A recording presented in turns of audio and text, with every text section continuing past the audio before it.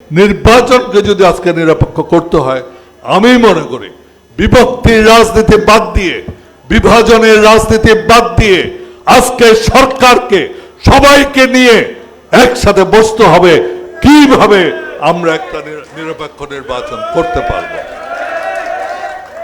আপনারা নিরপেক্ষ নির্বাচন কিভাবে, এবং এর দায় দায়িত্ব কার?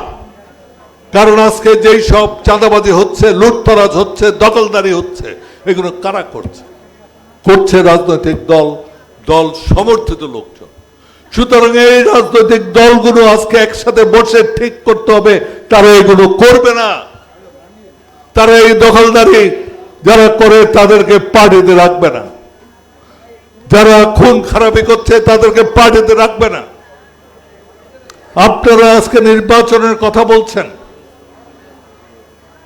সেই নির্বাচন আপনারা বলছেন, কিন্তু সেই নির্বাচন করার সেই পরিবেশ বাংলাদেশে বর্তমানে আছে। আপনারা যেখানে আইন শৃঙ্খলা ঠিক রাখতে পারছেন না,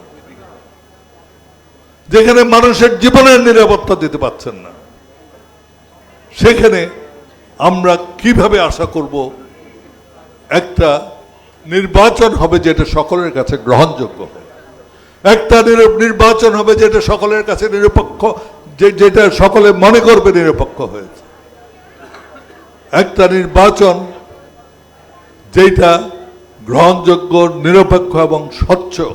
এই নির্বাচন করার জন্য যে পরিবেশ, সেই পরিবেশের জন্য আজকে আমি সরকারকে বলবো, আপনারা এই সংস্কারের কথা বলছেন, সংস্কার আপনারা করতে পারবেন না, আপনারা দিক নির্দেশনা দিতে পারবেন, আপনারা একটা আন্ডারস্ট্যান্ডিং করতে পারবেন। এই সংস্কার কেবল আগামী পার্লামেন্টে করতে পারবে। এইটাই হচ্ছে আইন, দেশের বর্তমান আইন হচ্ছে। আপনি যদি কনস্টিটিউশন না রাখেন, সংবিধান না রাখেন, অ্যাব্রোগেট করে দেন, সেটা অন্য কথা, আপনি প্রক্লামেশন দিয়ে করেন, কিন্তু যতক্ষণ এই কনস্টিটিউশন আছে ততক্ষণ আপনি কোনো কিছু করতে পারবেন না। আপনি ওই পার্লামেন্টে করতে হবে।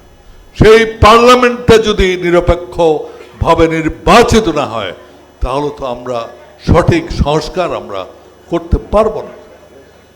সেই নির্বাচনকে যদি আজকে নিরপেক্ষ করতে হয়, আমি মনে করি বিভক্তির রাজনীতি বাদ দিয়ে, বিভাজনের রাজনীতি বাদ দিয়ে আজকে সরকারকে সবাইকে নিয়ে একসাথে বসতে হবে কিভাবে আমরা একটা নিরপেক্ষ নির্বাচন করতে পারব।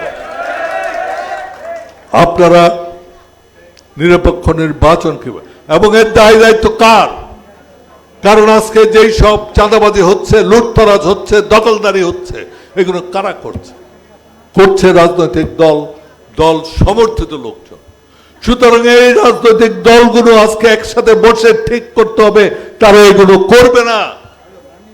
তারা এই দখলদারি যারা করে তাদেরকে পার্টিতে রাখবে না, যারা খুন খারাপি করছে তাদেরকে পার্টিতে রাখবে না।